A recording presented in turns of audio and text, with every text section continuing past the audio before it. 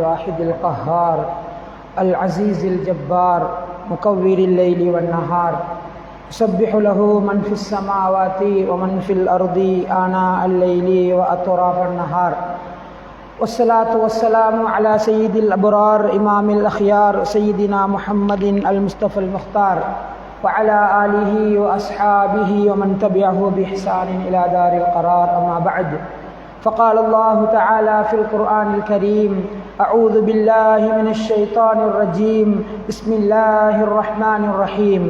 يا أيها الناس اتقوا ربكم الذي خلقكم من نفس واحدة وخلق منها زوجها وبث منهما رجالا كثيرا ونساء واتقوا الله الذي تساءلون به والأرحام إن الله كان عليكم رقيبا. وقال أيضا: يا أيها الذين آمنوا اتقوا الله حق تقاته ولا تموتن إلا وأنتم مسلمون. وقال أيضا: يا أيها الذين آمنوا اتقوا الله وقولوا قولا سديدا يصلح لكم أعمالكم ويغفر لكم ذنوبكم ومن يطع الله ورسوله فقد فاز فوزا عظيما. فإن أصدق الحديث كتاب الله وخير الهدي هدي محمد صلى الله عليه وسلم وشر الأمور محدثاتها وكل محدثة بدعة وكل بدعة ضلالة وكل ضلالة في النار. வார்த்தைகளில் மிகவும் வாய்மை மிக்கது வல்லவன் அல்லாஹுடைய வார்த்தை என்றும், வாழ்க்கை வழிமுறைகளிலே மிகவும் சிறந்த வாழ்க்கை வழிமுறை அண்ணல் நபி ஸல்லல்லாஹு அலைஹி வஸல்லம் அவர்கள் காட்டித் தந்த தூய இஸ்லாத்தின் வாழ்க்கை வழிமுறை என்றும், மார்க்க விடயங்களில் மிகவும் மோசமானது மார்க்கத்தில் இல்லாததை மார்க்கமாக அதனுள் சேர்ப்பது என்றும், எவையெல்லாம் அப்படி புதிதாக மார்க்கமாக சேர்க்கப்படுமோ அவை அனைத்தும் பித்அத்துகள், வழிகேடுகள். யார் அவற்றை மார்க்கமாக செய்வார்களோ அவர்களை அந்த பித்அத்துகள் நாளை மறுமையிலே நரகத்தின் பால் அழைத்து செல்லும் என்று அண்ணல் நபி ஸல்லல்லாஹு அலைஹி வஸல்லம் அவர்கள் தமது உரைகளின் ஆரம்பங்களிலே கூறக்கூடிய மார்க்கத்தின் அடிப்படையை உங்களுக்கும் ஞாபகித்தவனாக இந்த ஹுத்பா பிரசங்கத்தை ஆரம்பம் செய்கிறேன். அன்பார்ந்த இஸ்லாமிய சகோதரர்களே, இன்றைய ஹுத்பா பிரசங்கத்திலே மிக முக்கியமான ஒரு தலைப்பிலே உங்களோடு பேசுவது மிக பொருத்தமாக இருக்கும் என்று நினைக்கிறேன். அல்லாஹுடைய தூதர் ஸல்லல்லாஹு அலைஹி வஸல்லம் அவர்கள் இந்த உம்மத்துக்கு மிகவும் டேஞ்சர் என்று சொன்ன, மிகவும் அபாயம் என்று சொன்ன, மிகவும் பிரச்சனைக்குரிய ஃபித்னா என்று வர்ணித்த ஒரு தலைப்பை உங்களோடு பேசுவது பொருத்தம் என்று நினைக்கிறேன். அது மட்டுமல்லாமல் அல்லாஹுடைய தூதர் ஸல்லல்லாஹு அலைஹி வஸல்லம் அவர்கள் மறுமை நாளின் சிறிய அடையாளங்களில் ஒன்றாக அந்த பாவத்தை சொல்லியிருக்கிறார்கள். அது மட்டுமல்ல, குர்ஆன் அந்த பாவத்தை கொலைக்கு அடுத்ததாக, ஒரு மனிதனை கொலை செய்வது எவ்வளவு பெரிய பாவமோ அதற்கு அடுத்த பாவமாக அல் குர்ஆன் வர்ணிக்கிற ஒரு பாவத்தை உங்களோடு நான் மிக விரிவாக பேச வேண்டிய தேவை இருக்கிறது. அது மட்டுமல்ல, அல்லாஹுடைய தூதர் ஸல்லல்லாஹு அலைஹி வஸல்லம் அவர்கள் ஒரு நாள் ஒரு கனவை சஹாபாக்களுக்கு விளக்கப்படுத்துகிறார்கள். அந்த கனவிலே சில பாவங்களையும் அதற்கான தண்டனையும் தனக்கு காட்டப்பட்டதாக அல்லாஹுடைய தூதர் சொன்னார்கள். நபிமார்களுடைய கனவுகள் வஹி என்பது மார்க்கத்தின் நிலைப்பாடு. அதாவது அல்லாஹு தஆலா கனவுகளின் மூலமாக மார்க்கத்தின் விளக்கங்களை நபிமார்களுக்கு சொல்லிக் கொடுப்பான். அல்லாஹுடைய தூதர் சொன்னார்கள், நான் கனவிலே காட்டப்பட்டேன், சில மலக்குமார்கள் என்னை அழைத்து கொண்டு சென்றார்கள். அங்கே ஒரு இடத்திலே பெரிய ஒரு நெருப்பு மூட்டப்பட்டிருக்கிறது. அந்த நெருப்பு என்பது எப்படி என்று சொன்னால், அதன் மேல் பகுதி சிறியதாக இருக்கிறது, கீழே அப்படியே மிக ஆழமான புதைகுழி போன்ற பெரிய நெருப்பு மூட்டப்பட்டிருக்கிறது. அதிலே சில மனிதர்கள் ஆண்களும் பெண்களுமாக கட்டி தொங்கவிடப்பட்டிருக்கிறார்கள். ஆடை இல்லாமல் உரியானமாக அவர்கள் கட்டி தொங்கவிடப்பட்டிருக்கிறார்கள். அதற்கு கீழால் அவர்களுக்கு கடுமையான நெருப்பு மூட்டப்பட்டிருக்கிறது. அந்த நெருப்பின் சூட்டின் காரணமாக அவர்கள் தவித்துக் கொண்டு கத்திக்கொண்டு ஓலமிட்டு கொண்டு தாங்க முடியாமல் மேலே வருவதற்கு ஓடி வருகிறார்கள். அவர்களால் அந்த இடத்தை தாண்டி மேலே வர முடியாமல் திரும்ப கீழே செல்கிறார்கள். திரும்ப அந்த நெருப்பின் சுவாலையின் காரணமாக மேலே ஓடி வருகிறார்கள். இப்படியாக முன்பாக ஒரு கூட்டத்திற்கு தண்டனை கொடுக்கப்பட்டு கொண்டிருந்ததை நான் கனவிலே கண்டேன். அப்பொழுது இது யார் என்று நான் கேட்டேன். அதற்கு மலக்குமார்கள் ஒரு பதில் சொன்னார்கள். அந்த பதில் சம்பந்தமான ஒரு தலைப்பை தான் நான் இன்று உங்களோடு பேசவிருக்கிறேன்.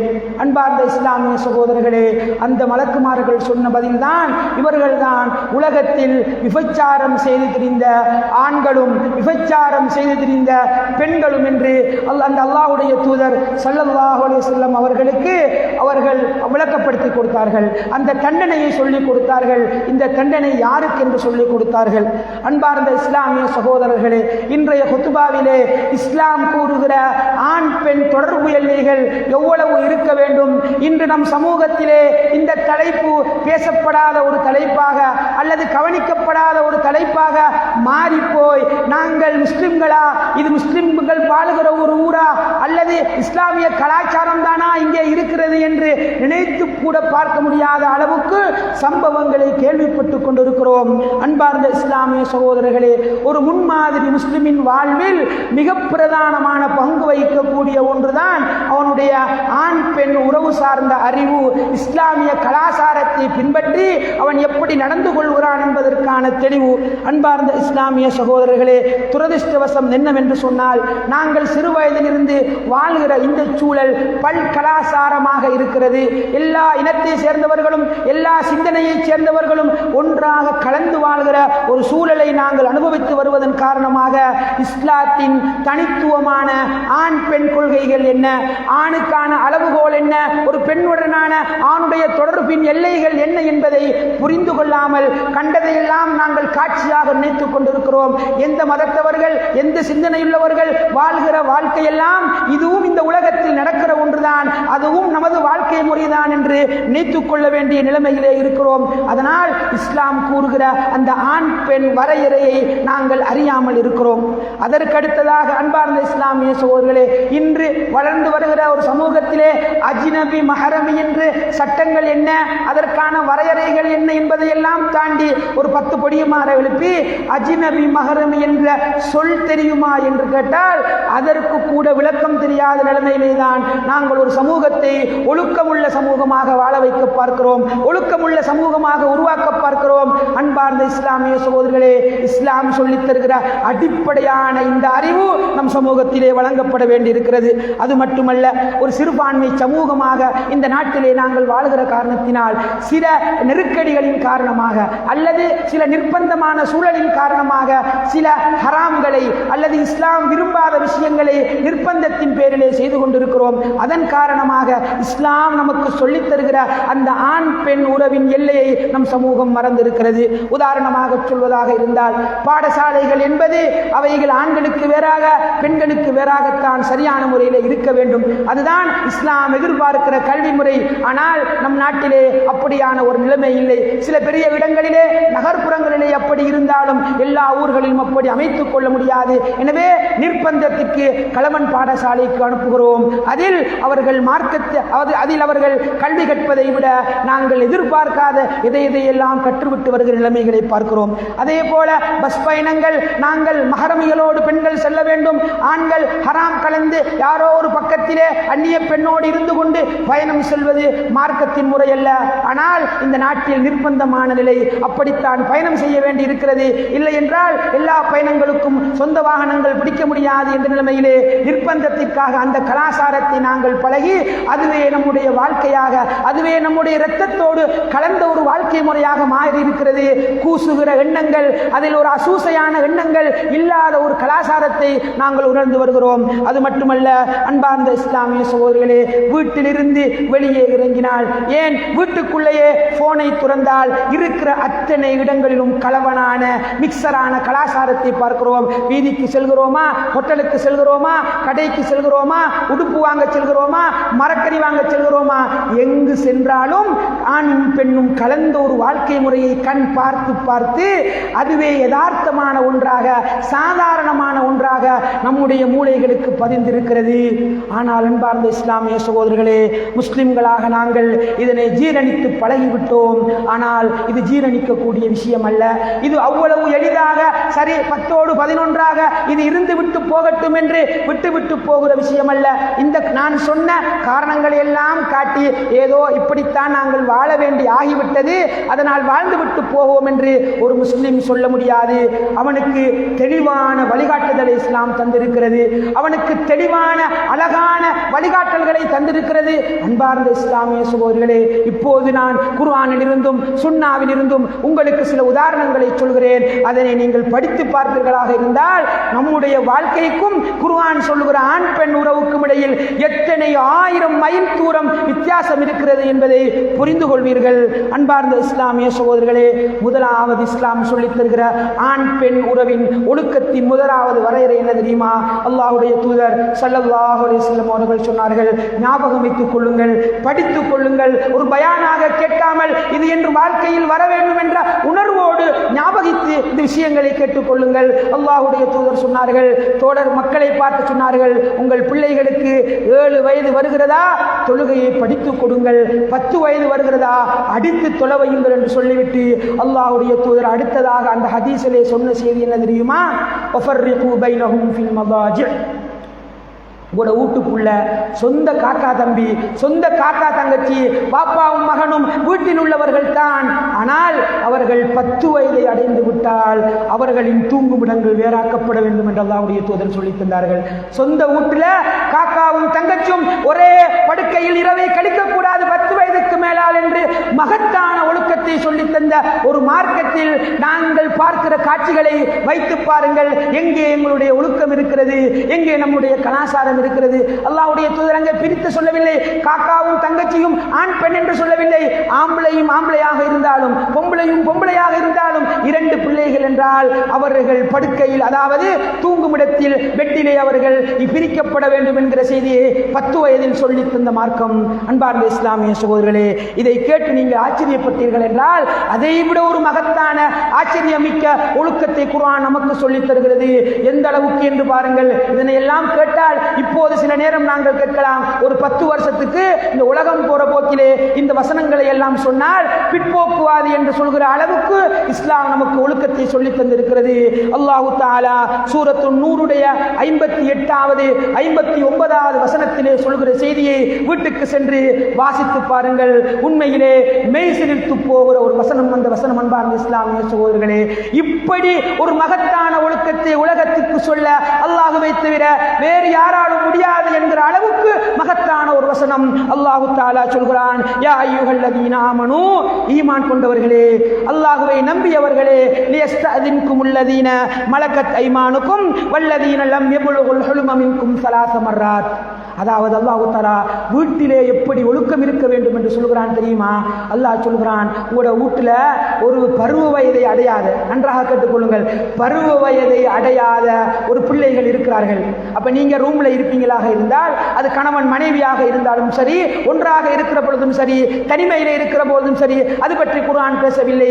அல்லாஹ் சொல்கிறான், உங்கள் வீட்டுக்குள்ள உங்களோட பருவ வயது அடையாத பிள்ளை இருந்தால் நீங்க இருக்கிற இடமெல்லாம் அது ஓடி ஓடி திரியும், விளையாடி கொண்டிருக்கும், நீங்களோட ரூமுக்கு வரும் போகும், இது பிரச்சனை அல்ல.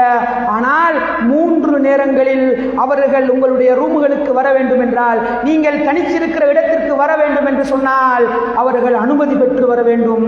சொந்த புள்ள சொந்த வாப்பாட ரூமுக்கு போறதுக்கு, சொந்த அம்மாட ரூமுக்கு போறதுக்கு ஒரு நாளையில் 3 நேரம் இருக்கிறது.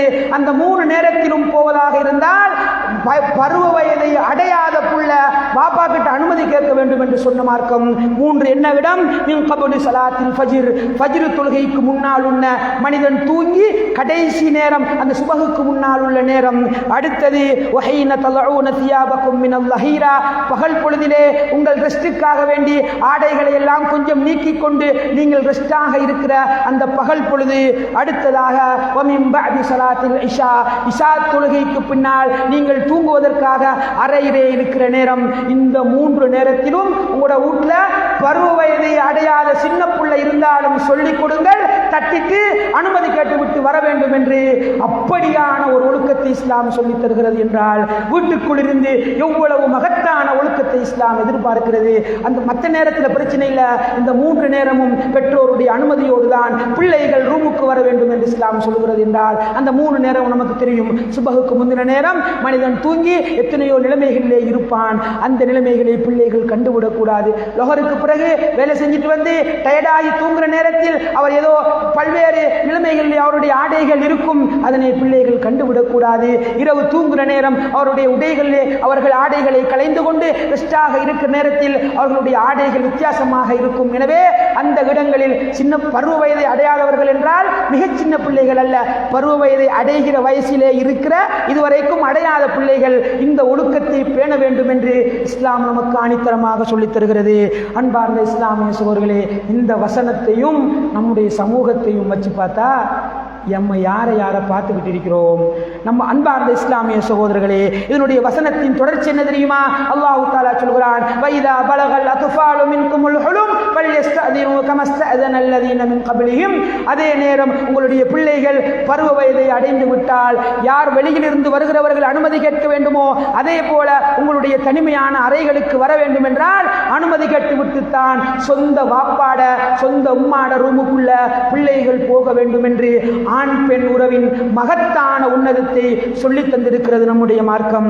அன்பார்ந்த இஸ்லாமிய சகோதரர்களே, இது முதலாவது ஒழுக்க கோட்பாடு. வீட்டிலிருந்து ஆரம்பிக்கப்பட வேண்டும். சின்ன சின்ன பிள்ளைகளுக்கு சொல்லிக் கொடுக்கப்பட வேண்டிய ஒழுக்க கோட்பாடு. இப்படி ஒரு புள்ள வளர்ந்தா அவன் பாதையில் சீரழிய மாட்டான். இப்படி ஒரு புள்ள வளர்ந்தா ரோட்டில் அவன் சீரழிய மாட்டான். அவன் உம்மாவையே அனுமதியோடு எட்டி பார்த்தவன் எப்படி போனிலே ஆபாச காட்சிகளை அருவருப்பான காட்சிகளை பார்ப்பான். அன்பார்ந்த இஸ்லாமிய சகோதரர்களே, இது முதலாவது பாடம்.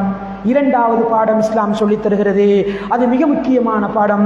லா யஹ்லுவன்ன ரஜுலுன் பிம்ரஅத்தின் ஃபஇன்ன ஷைத்தான சாலிசுஹுமா.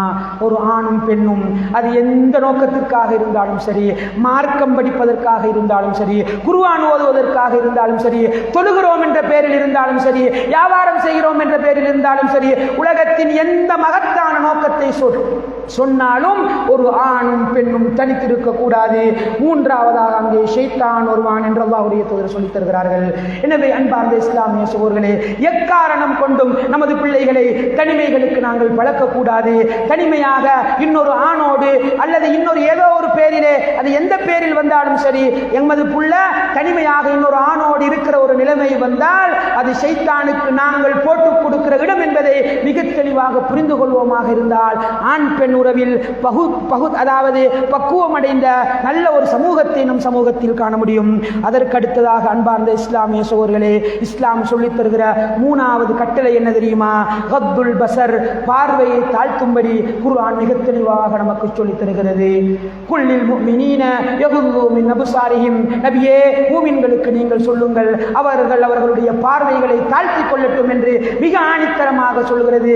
அன்பார்ந்த இஸ்லாமிய சகோதரர்களே, இந்த பாவம் எல்லாம் நம்ம சமூகத்தில் எடுத்து பார்த்தா லிஸ்டிலேயே இல்லாத பாவம். பொம்பளையை பார்க்கறது பாவம் என்று சொல்லிட்டு இருக்கிறார் இவர். அனுமதி இல்லாம உம்மாட ரூமுக்கு மகம் போறது பாவம் என்று சொல்லிட்டு இருக்கிறாரு. நம்ம சமூகம் எங்கே இருக்கிறது என்று யோசித்து பாருங்கள் அன்பார்ந்த இஸ்லாமிய சகோதரர்களே. அதற்கு அடுத்ததாக நான்காவது இஸ்லாம் சொல்லித் தருகிறது, ஆண் பெண் உறவு சரியாக இருக்க வேண்டும் என்றால் அல்லாஹ் தஆலா நபிமாருடைய மனைவிமாருக்கு இடுகிற கட்டளையை பாருங்கள்.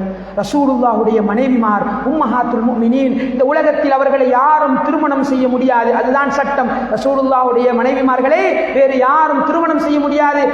அவர்கள் நமது தாய்மார்கள். மார்க்கத்தின் சட்டம். அல்லாஹ் அவர்களுக்கு சொல்கிறான், யா நிசா அன்-நபி லஸ்துன்ன கஹதின் மினன் நிசா இன் தகைதுன்ன ஃபலா தஹ்தஅன பில் கவுல் ஃபயத்மஅ அல்லதி ஃபீ கல்பிஹி மரத். நபிமார்களுடைய மனைவிமார்களே, நபியுடைய மனைவிமார்களே, நீங்கள் உங்களை யாராவது சந்திக்க வந்து பேச வேண்டிய நிலைமை வந்தால் நீங்கள் குலைந்து குலைந்து பேசாதீர்கள். உங்கள் சொற்களில் நளினத்தை சொஃப்டை காட்டாதீர்கள். ஃபயத்மஅ அல்லதி ஃபீ கல்பிஹி மரத். யாருடைய இதயத்தில் நோய் இருக்கிறதோ அவன் அதனை ருசிக்க ஆரம்பிப்பான், அதனை சுவைக்க ஆரம்பிப்பான் என்று அல்லாஹ் தஆலா நபிமார்களுடைய மனைவிமாருக்கு கட்டளை போடுகிறான். ரெண்டு விஷயத்தை எடுத்து பாருங்க. கதைக்க வாரது யாரு? சஹாபா. சஹாபாக்கள். கதைக்கிறது யாது? நபியிட பொஞ்சாது. இவங்க கதைக்கும் பொழுதே குலைந்து பேசாதீர்கள் என்றால் நம்முடைய பெண்மணிகளும் நம்முடைய ஈமானும் எந்த தரத்தில் இருக்கிறது? எவ்வளவு கவனமாக வீட்டில் வருகிற மனிதர்களோடு பேசுகிற கலாச்சாரத்தை நமது பெண் பிள்ளைகளுக்கும் மனைவிமாருக்கும் சொல்லிக் கொடுக்க வேண்டி இருக்கிறது என்பதை மிக ஆழமாக புரிந்து கொள்ள வேண்டும். எப்பொழுது இந்த ஒழுக்கங்களை எல்லாம் நம் சமூகம் இழந்ததோ, எப்பொழுது இந்த வரையறைகளை எல்லாம் ஒரு சாதாரணமான விஷயமாக நம் சமூகம் எடுத்துக்கொண்டதோ, அன்பார்ந்த இஸ்லாமிய சகோதரர்களே, பின்னடைந்த சமூகமாக கேள்விப்படுகிற செய்திகள் கண்ணீர் வடிக்க வேண்டிய செய்திகளாக இருக்கிறது. இந்த விபச்சாரத்தின் பாரதூரம் தெரியாமல், உலகத்தில் அதற்கான தண்டனை என்ன, மறுமையில் அதற்கான தண்டனை என்ன என்பதையெல்லாம் புரிந்து கொள்ளாமல் நாங்கள் செய்கிற விஷயங்கள் மிக கவலையாக இருக்கிறது. அன்பார்ந்த இஸ்லாமிய சகோதரர்களே, அல்லாஹ் தஆலா கட்டளையிடுகிறான், வைதா சால்துமூஹுன்ன மத்ஆன் ஃபஸ்அலூஹுன்ன மின் வராஇ ஹிஜாப். நபிமார்களுடைய மனைவிமார்களிடம் சென்று ஒரு பொருளை வாங்குவதாக இருந்தாலும் திரைமறைவுக்கு பின்னால் இருந்து வாங்குங்கள் என்று நமக்கு கட்டளை வருகிறது என்றால் எந்த அளவு தூரம் ஆண் பெண் உறவில் கவனமாக இருக்க வேண்டும் அன்பார்ந்த இஸ்லாமிய சகோதரர்களே. அது மட்டுமல்ல, இஸ்லாம் சொல்லுகிற இன்னும் சில விஷயங்களை எடுத்து பாருங்கள். நம்முடைய வாழ்க்கையிலே இஸ்லாம் சொல்லுகிற இந்த ஆண் பெண் உறவுக்கான தனித்துவமான சட்டங்கள் உங்களுக்கு தெரியுமா? ஆரம்ப கால உலமாக்களிடத்திலே ஒரு கருத்து வேற்றுமை இருக்கிறது. என்ன கருத்து வேற்றுமை தெரியுமா? ஒரு பெண்ணுடைய குரல் ஔரத்தா இல்லையா என்று, ஒரு பெண் தனது குரலை வெளிப்படுத்தி இன்னொரு ஆணோடு பேச முடியுமா இல்லையா என்று இஸ்லாத்திலே கருத்து வேற்றுமை இருக்கிற அளவுக்கு பெண்ணை பாதுகாத்த சமூகம் இஸ்லாமிய சமூகம். அது மட்டுமல்ல, இன்று வரைக்கும் நாங்கள் எப்போவாவது பார்த்திருக்கிறீர்களா? ஏதாவது ஒரு ஊரிலே எந்த அழகான குரல் படைத்த ஒரு பெண்மணி இருந்தாலும் பாங்கு சொல்வதை கேட்டிருக்கிறீர்களா? உலகத்திலே அல்லாஹ்வுடைய தொழுகைக்காக அழைக்கிற பணிக்கு கூட பெண்களுடைய குரலை பயன்படுத்தாமல் வீட்டிலே பாதுகாத்து வைத்த மார்க்கம் இஸ்லாமிய மார்க்கம்.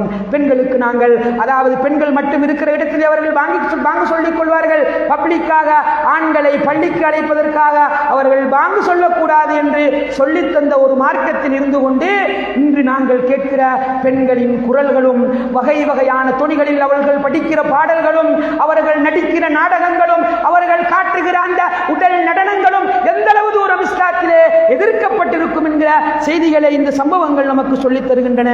அது மட்டுமல்ல, அன்பார்ந்த இஸ்லாமிய சகோதரர்களே, அல்லாஹ்வுடைய தூதருடைய காலத்திலே எங்களுக்கு தெரியும், பெண்கள் தொழுகைக்காக அனுமதிக்கப்பட்டிருந்தார்கள். அவர்கள் தொழலாம் என்று சொல்லப்பட்டிருந்தது. அந்த நேரத்தில் அல்லாஹ்வுடைய தூதர் ஒரு கட்டளையை போட்டார்கள். ஐயும் அம்ரஅத்தின், பாருங்கள் இந்த ஹதீஸை ஆழமாக புரிந்து கொள்ளுங்கள். ஐயும் அம்ரஅத்தின், யாராவது ஒரு பெண்மணி அசாபத் பஹூரன், ஒரு நல்ல மனம் வீசுகிற ஒரு வாசனை திரவத்தை பூசிக்கொண்டு, ஃபலா தஷ்ஹத் மஅனல் இஷா, இரவு தொழுகைக்கு நீங்கள் வரக்கூடாது என்றார்கள். ஒரு பெண்மணி எங்க வாரா? பள்ளிக்கு வாரா. எதுக்கு வாரா? தொழுவுறத்துக்கு வாரா. ஆனால் அவளிடம் வாசம் வருகிறது என்றால் அவள் வரக்கூடாது பள்ளிக்கு என்று சொன்ன மார்க்கத்தில் நம்மட பொம்பளைகளுடைய மேக்கப் லிஸ்ட் எல்லாம் கொண்டு கொடுத்தா அவர்களை எந்த இடத்திற்கு இஸ்லாம் அனுமதிக்கும்? அவர்கள் போடுகிற அத்தனை கிரீம்களையும், அத்தனை சோப்புகளையும், அத்தனை அந்தந்த விஷயங்களை எல்லாம் எடுத்து நாங்கள் பட்டியல் போடுவோமாக இருந்தால் எந்த சபைக்கு அவர்களை அனுமதிக்க முடியும் என்பார்கள் இஸ்லாமிய சகோதரர்களே. ஆனால் நாங்கள் அனுமதித்துக் கொண்டிருக்கிறோம். முஸ்லிம் நிகழ்ச்சிகள் என்ற பேரிலே, முஸ்லிம் கலாச்சார நிகழ்ச்சிகள் என்ற பேரிலே, அல்லது ஏதாவது ஒரு பேரை வைத்துக் கொண்டு இத்தனை அனாச்சாரங்களையும் நாங்கள் அனுமதித்துக் கொண்டிருக்கிறோம் என்றால் நம்முடைய நிலைமை என்ன என்று பார்க்க வேண்டும். அன்பார்ந்த இஸ்லாமிய சகோதரர்களே, குர்ஆனை நீங்கள் படித்து பார்ப்பீர்களாக இருந்தால் ஒரு அற்புதமான செய்தியை புரிந்து கொள்வீர்கள். அல்லாஹ் தஆலா எல்லா பாவங்களையும் பேசுகிற பொழுது தெளிவாக அந்த பாவத்தை சுட்டிக்காட்டி பேசுவான். நீங்கள் அதாவது மதுபானம் அருந்தக்கூடாது என்று பேசுவான். இந்த கொலை செய்யக்கூடாது என்று பாவத்தை நேரடியாக சொல்வான். ஆனால் குர்ஆனிலே அல்லாஹ் விபச்சாரத்தை எப்படி தடுத்திருக்கிறான் தெரியுமா?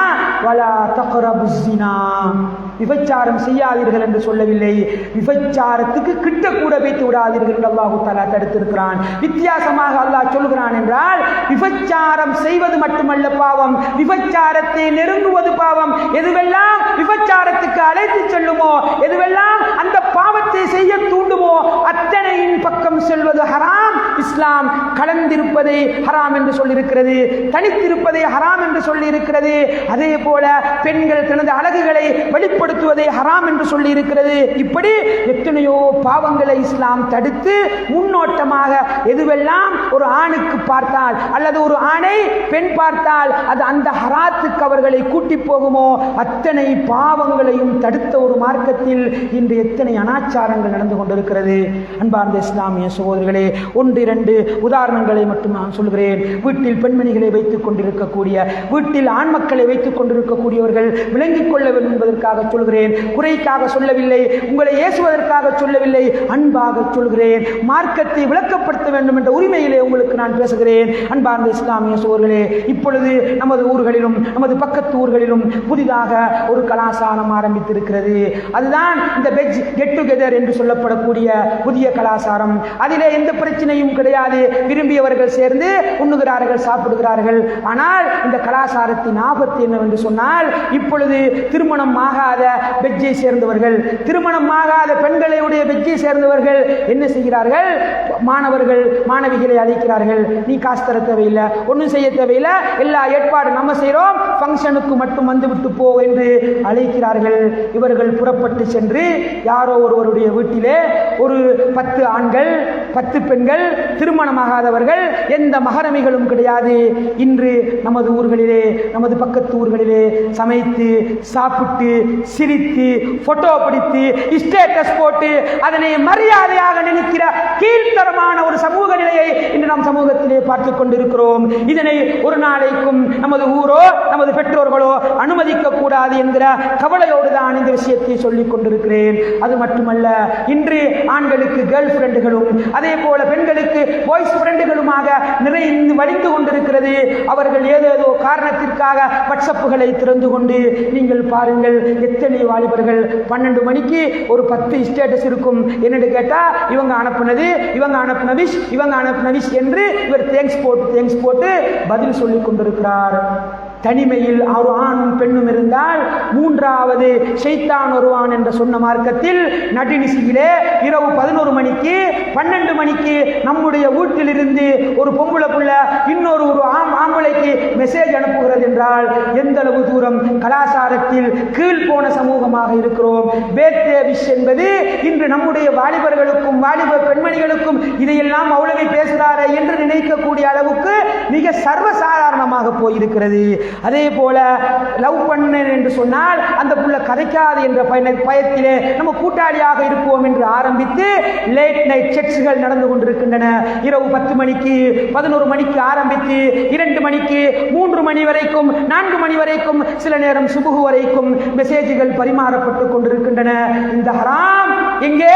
அமெரிக்காவிலே, லண்டனிலே, ஸ்வீடனிலே நடைபெறவில்லை, புத்தளத்திலே, நொரச்சோலையிலே, பூலாச்சேனையிலே நடைபெற்றுக் கொண்டிருப்பது என்பதுதான் கேவலத்துக்கும் கேவலமான விஷயமாக இருக்கிறது. அன்பார்ந்த இஸ்லாமிய சகோதரர்களே, அது மட்டுமல்ல, பேர்த்டேகள் வந்துவிட்டால், விசேஷங்கள் வந்துவிட்டால், பெருநாள்கள் வந்துவிட்டால் கிஃப்ட்கள் பரிமாறப்படுகின்றன. வீட்டிலே பாப்பாவுக்கு உழைத்து கொடுக்காதவன், வீட்டிலே உம்மாவுடைய மருந்துக்கு பாமசிக்கு சென்று மருந்து வாங்காதவன் புத்தளத்திற்கு சென்று, கொழும்புக்கு சென்று, அதே போல ஆன்லைனிலே ஆர்டர் பண்ணி கிஃப்ட்களை பரிமாறிக் கொண்டிருக்கிறான். இது என்ன கலாச்சாரம் அன்பார்ந்த இஸ்லாமிய சகோதரர்களே? இது முஸ்லிம்களுடைய கலாச்சாரம் அல்ல. இதுதான் வலா தக்ரபு ஸினா, விபச்சாரத்தை நெருங்குகிற கலாச்சாரம், விபச்சாரத்துக்கு கிட்டே செல்லுகிற கலாச்சாரம். இது ஆபத்து என்பதை குர்ஆன் வன்மையாக கண்டித்திருக்கிறது. அதே போல அன்பார்ந்த இஸ்லாமிய சகோதரர்களே, இது பிள்ளைகள் என்று மட்டும் பேசிவிட முடியாது. இன்று வீடுகளில் கூட வாப்பா அம்மாமாருக்கு கூட இந்த சூடு சொரணை இல்லாமல் இருக்கிறது. வீட்டுக்கு வாப்பாட கூட்டாளி வந்தா, காக்காட கூட்டாளி வந்தா, எல்லாரும் வீட்டில் உள்ள அவ்வளோ பேருக்கும் மகரமி மாதிரி எல்லாரையும் ஒன்றாக வைத்து சாப்பிடுவது, எல்லாரும் ஒன்றாக வைத்து டீ குடிப்பது, எல்லாரும் ஒன்றாக கலந்துவது, எல்லாரும் ஒரே வாகனத்தில் ஏறி பீச்சுக்கு போவது, இப்படி சர்வசாதாரணமாக போயிருக்கிறது நம்முடைய ஊர்களிலே இந்த உறவாடல்கள். இது ஹராம் என்பதை மிக ஆணித்தரமாக நாங்கள் புரிந்து கொள்ள வேண்டும். அன்பார்ந்த இஸ்லாமிய சகோதரர்களே, வீட்டிலே பாருங்கள் எந்த அளவு தூரம் இந்த நிலைமைகள் போயிருக்கிறது என்று. அது மட்டுமல்ல அன்பார்ந்த இஸ்லாமிய சகோதரர்களே, இதையெல்லாம் தாண்டி இப்போ நான் சொன்னது விபச்சாரத்துக்கு தூண்டக்கூடிய விஷயங்கள், விபச்சாரத்தை நெருங்குகிற விஷயங்கள், இது மட்டும் நாங்கள் கேள்விப்படவில்லை. அண்மை காலமாக இதையும் தாண்டி கேள்விப்படுகிறோம்.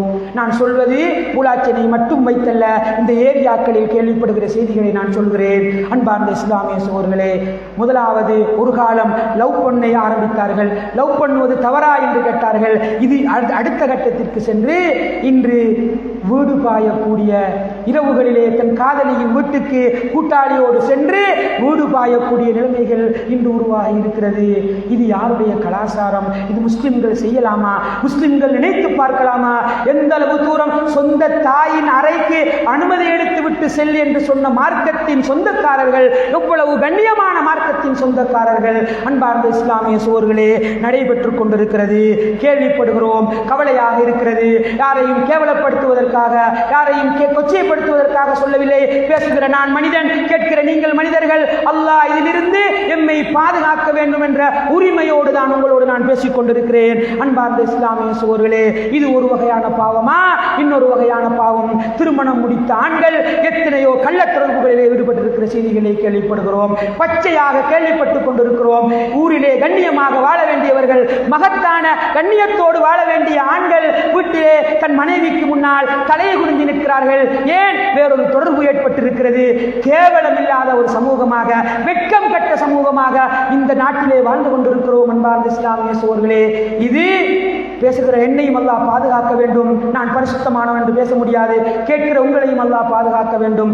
அல்லாஹ் இது இஸ்லாமிய நாடு இல்லை என்பதால் நானும் நீங்களும் தப்பித்துக் கொண்டிருக்கிறோம். இல்லை என்றால் நாங்கள் செய்கிற பாவம் சாதாரண பாவம் அல்ல. அல்லாஹ் தொழுகைக்கு தராத தண்டனை, ஜகாத் கொடுக்காட்டி தராத தண்டனை, நோம்பு குடிக்காட்டி தராத தண்டனை கூட அதுக்கெல்லாம் உள்ள தண்டனை அல்ல. இந்த திருமணம் முடித்து விட்டு கள்ள தொடர்போடு இருக்கிற பாவம் இருக்கிறதே, மௌத்தாகும் வரைக்கும் சபையில் வைத்து கல்லறிந்து கொள்ள வேண்டிய பாவம். அன்பான இஸ்லாமிய சகோதரர்களே, இஸ்லாமிய ஆட்சி இருந்தால் மௌத்தாகிற வரைக்கும் கல்லறிந்து கொள்ள வேண்டிய ஒரு பாவம் இன்று நாங்கள் கேள்விப்பட்டுக் கொண்டிருக்கிறோம். திருந்த வேண்டும் என்பதற்காக வேண்டி நம்முடைய ஊர் பரிசுத்தமான ஊராக இருக்க வேண்டும், ஒழுக்கத்திற்கு பெயர் சொல்கிற ஊராக இருக்க வேண்டும், அல்லாஹ்வின் பக்கம் திருந்துகிற நல்ல முன்மாதிரிகளை வெளியூருக்கு காட்டுகிற ஊராக இருக்க வேண்டும் என்பதற்காகத்தான் இந்த செய்திகளை பேசிக் கொண்டிருக்கிறேன். அது மட்டுமல்ல, அதையும் தாண்டி மாற்று மதத்தவர்களை தனது வாழ்க்கை தோழர்களாக இந்த போனின் மூலமாக, இன்டர்நெட்டின் மூலமாக, வாட்ஸ்அப்பின் மூலமாக தேடிக்கொள்கிற கலாச்சாரங்களை நமது ஏரியாக்களிலே கேள்விப்பட்டுக் கொண்டிருக்கிறோம். சர்வசாதாரணமாக அதெல்லாம் நிகழ்ந்து கொண்டிருக்கிறது. அது மட்டுமல்ல, ஒரு 10 கூட்டாளிமார் சேர்றது, 10 மாப்பிளமார், 10 பஞ்சாதிமார் சேர்ந்து கூட்டாளிமார் கெட் டுகெதர் என்று ஆரம்பிக்கிறோம். அன்பார்ந்த இஸ்லாமிய சகோதரர்களே, செய்தி பிழை அல்ல. 10 பேர் சேர்ந்து சமைக்கலாம், சாப்பிடலாம், அதில் ஒன்றும் தவறில்லை. என்ன நடக்கிறது என்று பாருங்கள். அங்க போன மாப்பிள்ள மற்ற 9 பஞ்சாதிமாரோடையும் தான் கூட கழிச்சிருப்பார். கண்ட பஞ்சாதி மறைச்சல் கூட்டிட்டு வரதுக்கு மட்டும்தான். அதே மாதிரி ஒவ்வொருத்தரும் பிறரோடு கதைப்பதற்கான வாய்ப்பாக அதனை பயன்படுத்திக் கொள்கிறார்களே தவிர ஒரு சந்தோஷமாக அதனை பயன்படுத்திக் கொள்ளாமல் இருப்பதை நாங்கள் பார்த்து கொண்டிருக்கிறோம். எனவே அன்பார்ந்த இஸ்லாமிய சகோதரர்களே, அதையும் தாண்டி இன்னும் கொஞ்சம் படித்தவர்கள் நமது இடங்களிலே இருக்கிறார்கள், நமது ஏரியாக்களிலே இருக்கிறார்கள். அவர்கள் என்ன செய்கிறார்கள்? காதலிக்கிறார்கள். எங்கெங்கோ உள்ள பெண்களை காதலிக்கிறார்கள். ஊடு தெரியாது, மரியாதை தெரியாது, யார் அம்மா வாப்பாண்டு தெரியாது, எங்கேயோ சென்று காதலித்து கூட்டி வருகிறார்கள். கூட்டி வந்தால் இப்ப இவர் அறிவாளியா என்ன செய்கிறார்? கூட்டி வந்து போலீஸுக்கிட்ட சொல்லிட்டு வராரு, நானும் இவங்களும் விரும்பி வாழ்றோம், பள்ளியால கேட்டு வந்தா நீங்க வரணும் என்று சாட்சி சொல்லிவிட்டு அவர்களிடம் சொல்லிவிட்டு வந்து ஊரில் வாழ்ந்து கொண்டிருக்கிறார்கள். யாருக்கு பாவம்? அன்பார்ந்த இஸ்லாமிய சகோதரர்களே, நரகம் யாரை சுடப் போகிறது? யாரை சுடப் போகிறது? சில நேரம் நீங்கள் நினைக்கலாம், நான் சட்ட ரீதியாக தப்பிவிட்டேன், என்னை பிடிக்க யாரும் இல்லை, கேட்டு வரட்டும், பார்த்துக் கொள்கிறேன் என்று. அன்பார்ந்த இஸ்லாமிய சகோதரர்களே, வலா தக்ரபு ஸினா இன்னஹு கான ஃபாஹிஷா, விபச்சாரத்தை நெருங்காதீர்கள், அது பாவம் என்று இஸ்லாம் சொல்கிறது, அது அநியாயம் என்று சொல்கிறது, அதுக்கு கடுமையான தண்டனை இருப்பதை இஸ்லாம் நமக்கு சொல்லித் தருகிறது. எனவே அன்பார்ந்த இஸ்லாமிய சகோதரர்களே, அந்த பாவத்திலிருந்து தூரமாகி வாழக்கூடிய நல்ல மனிதர்களாக வல்லவன் ரஹ்மான் நம் அனைவரையும் ஆக்கி அருள்வானாக. அல்ஹம்துலில்லாஹ், ஸலாத்து வஸ்ஸலாமு அலா ரசூலில்லாஹ் முஹம்மது பின் அப்துல்லாஹ் வ அலா ஆலிஹி வ ஸஹ்பிஹி அஜ்மஈன். அம்மா பஅத். அன்பார்ந்த இஸ்லாமிய சகோதரர்களே, உண்மையிலே இந்த தலைப்பு ஒரு டைம் எடுத்து மிக நிதானமாக நிறைய சம்பவங்களை சொல்லி நிறைய படிப்பினைகளை சொல்லி உருக பெற்றோரோடும் மாணவர்களோடும் இளம் தலைமுறையினரோடும் பேச வேண்டிய ஒரு சம்பவம். ஒரு ஆக்ரோஷமாக ஒருமனே ஒரு பயான் தொனியிலே பேசுவதை தாண்டி ஒரு உரையாடல் தொனியிலே ஒரு அனுதாபத்தோடு பேச வேண்டிய ஒரு தலைப்பு இருக்கிற சுருக்கமான நேரத்தில் இதையெல்லாம் செய்ய முடியாது என்ற காரணத்தினால் தான் நாங்கள் உதாரணங்களை சொல்லிக் கொண்டு செல்கிறோம். இன்று இதற்கான காரணங்களை தேட வேண்டியிருக்கிறது. ஏன் இப்படி விபச்சாரத்தை விரும்புகிற, ஏன் இப்படி பெண்களை நேசிக்கிற, அதிகமான பெண் பிரச்சனைகளோடு சம்பந்தப்பட்ட பிரச்சனைகள் ஏன் வந்து கொண்டிருக்கிறது என்பதற்கான வேறுகளை தேடிச் செல்ல வேண்டியிருக்கிறது. நான் சுருக்கமாக எனக்கு தெரிந்த சில விடயங்களை சொல்கிறேன். அன்பார்ந்த இஸ்லாமிய சகோதரர்களே, இன்று காலையில் வேலைக்கு செல்கிறார்கள், கையிலே 1000 ரூபாய் 2000 ரூபாய் காசு கிடைக்கிறது. இரவை எப்படி கழிக்க வேண்டும் என்று தெரியாமல் இருக்கிற காரணத்தினால் டேட்டாவை போட்டு படங்களை டவுன்லோட் பண்ணி பரிமாற ஆரம்பிக்கிறோம், கேட்க ஆரம்பிக்கிறோம். ஒரு நாளைக்கு ஒரு படமாவது பார்த்துவிட்டு தூங்குகிற ஒரு கலாச்சாரம் நம்முடைய ஊரில் அதிகரித்திருக்கிறது. அது மட்டுமல்ல, இது 2000 ரூபாய் 3000 ரூபாய் உழைக்கிறவர், ஒரு 5000 ரூபாய் 10,000 ரூபாய் உழைக்கிறவராக இருந்தால் போனிலே படம் பார்க்கிறார். சனி ஞாயிறு வந்தால் நமக்காக அன்போடு அரவணைப்போடு எல்லோரும் வாருங்கள் என்ற கண்ணியத்தோடு ஒரு பள்ளிவாயில் திறந்து வைக்கப்பட்டதை போல பாலாவியிலே திறந்து வைத்திருக்கிறார்கள். ஒரு தியேட்டரை அலையை மோதுகிறார்கள். 500 ரூபாய் கொடுத்து 1000 ரூபாய் கொடுத்து தியேட்டருக்கு சென்று அந்த கலாச்சாரத்தை பார்த்து கொண்டிருக்கிறார்கள். அது மட்டுமல்ல, பக்கத்து ஊரிலே கல்பெட்டியிலே புத்தளத்திலே எங்கே இசை கச்சேரிகள் வந்தாலும் எத்தனை ரூபாய் கேட்டாலும் டிக்கெட் கொடுத்து பார்க்க செல்வதற்கு தயாரான ஒரு சமூகமாக வாழ்ந்து கொண்டிருக்கிறோம். அன்பார்ந்த இஸ்லாமிய சகோதரர்களே, அது புத்தளம் மாவட்டத்தோடு முடியவில்லை. எங்களுக்கு இன்னும் ருசி தேவை, இன்னும் எங்களுக்கு பசிக்கிறது என்று சொல்லிக்கொண்டு டிசம்பர் 31 நைட்டிலே 31வது நாள் அந்த இரவிலே 12 மணிக்கு கோல்பேஸுக்கு வேண்டாலும் வேன் பிடித்து சென்று அந்த புதிய வருட கொண்டாட்டத்தை அனுபவிக்கிறோம் என்ற பேரிலே கலப்பு கலாச்சாரத்தை, விபச்சார கலாச்சாரத்தை ஆதரிக்கிற ஒரு சமூகமாக வாழ்கிறோம். நான் இதெல்லாம் ஏன் சொல்கிறேன் என்றால், தொடர்ந்து படம் பார்க்கிற பொழுது பானையில் உள்ளதுதான் அகப்பையில் வரும். தொடர்ச்சியாக நாங்கள் படத்தை, டான்ஸை, ஆட்டத்தை, பெண்களின் குரலை, பெண்களின் அந்த அழகழகான குரல்களிலே பேசப்படுகிற அந்த டயலாக்ஸ்களை, அந்த பாடல்களை எல்லாம் கேட்டு கேட்டு நம்முடைய மனசிலே நம்மை அறியாமல் ஒரு விரசம் உண்டாகி இருக்கிறது, ஒரு கெட்ட எண்ணம் உண்டாகி இருக்கிறது. அதன் விபரீதங்கள் தான் இது என்பதை நானும் நீங்களும் புரிந்து கொள்ள வேண்டும். அன்பார்ந்த இஸ்லாமிய சகோதரர்களே, அதை மட்டுமல்ல, பொழுதுபோக்காக வீட்டில் இருக்கிற பொழுது குர்ஆனை கேட்கிறோமா, ஒரு பயானை கேட்கிறோமா, ஒரு சூறாவை படிக்கிறோமா, ஃபோனில் ஸ்க்ரோல் பண்ணுகிறோம். எதை பார்க்கிறோம்? ஒரு நிமிஷம் 2 நிமிஷம் என்று ரீல்ஸுகளை, ஷார்ட்ஸ்களை, ஸ்டேட்டஸ்களை பார்த்து கொண்டிருக்கிறோம். அதில் திரும்ப திரும்ப காதலை உயர்த்தி சொல்கிற, அல்லது காதல் தோல்விகளை கவலையாக சொல்கிற, அல்லது பெண்களை வர்ணித்து சொல்கிற, அல்லது கோடான கோடிகள் கொடுத்து பெண்களை அழகுபடுத்தி காட்டுகிற 1 நிமிஷ வீடியோக்கள், 2 நிமிஷ வீடியோக்களை, டபுள் மீனிங் உள்ள பாடல் காட்சிகளை திரும்ப திரும்ப பார்க்கிற பொழுது நாங்கள் நினைக்கிறோம், பார்க்கிறோம், அதனோடு முடிந்து விடுகிறது என்று அது நம்முடைய மூளை பதிந்து கொள்கிறது.